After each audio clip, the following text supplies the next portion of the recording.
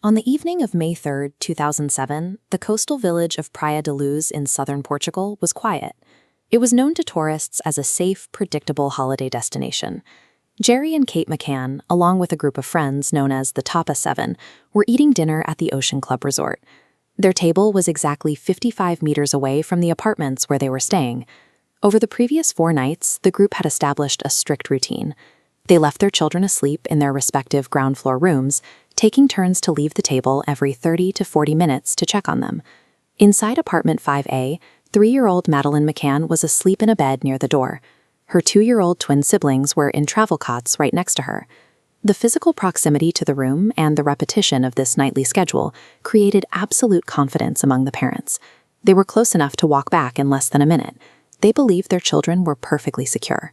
At 9:05 p.m., Jerry completed his scheduled check. He noted the children's bedroom door was open slightly wider than he had left it, but all 3 kids were fast asleep. He pulled the door nearly closed and returned to the restaurant. This map shows the exact layout of the resort. At 9:15 p.m., Jane Tanner, a friend dining with the McCanns, was walking back to her own apartment. She watched a man cross the intersection ahead of her, walking away from apartment 5A, carrying a barefoot child in light-colored pajamas. Tanner didn't raise an alarm. She assumed it was just another tourist from the resort's night crush carrying a sleeping daughter back to bed.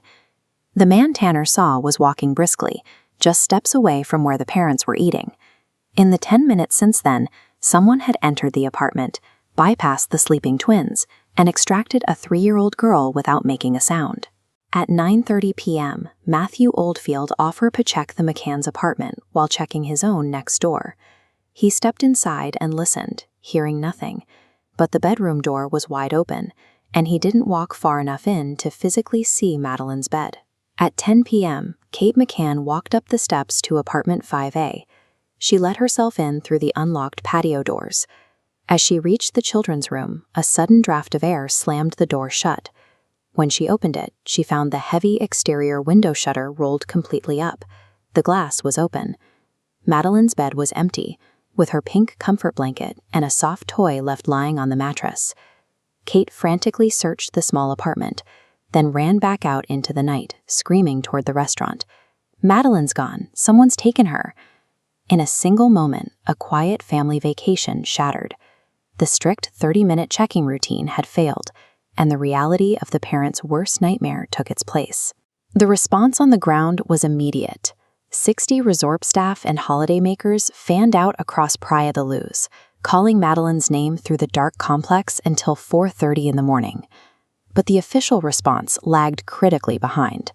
The local gendarmerie arrived at 11:10 p.m., and the Polícia Judiciária, Portugal's primary criminal investigation agency, didn't reach the resort until after 1 a.m.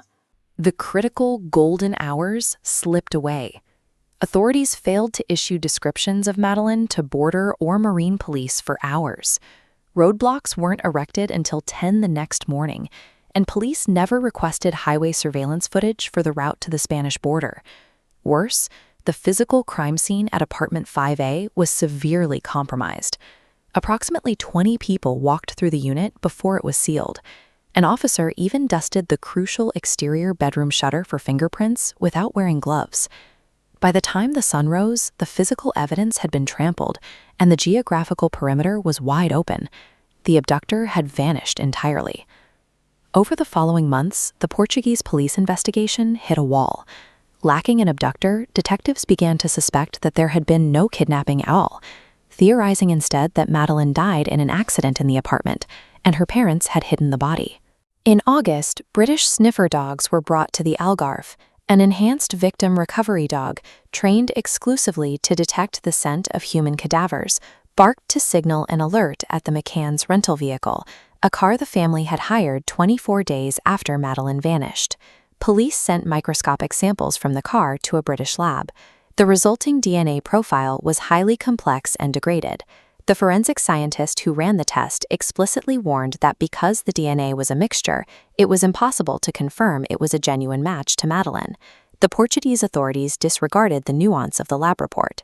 In September 2007, police subjected Kate to an 11-hour interrogation and officially designated both parents as arguidos, formal criminal suspects. By treating ambiguous forensic readings as absolute proof, the investigation actively derailed itself.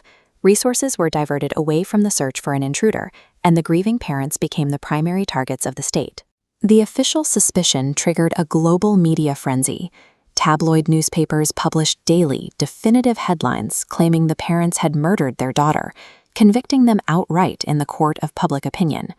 It took nearly a year for Portugal's Attorney General to archive the case for lack of evidence, finally lifting the suspect status.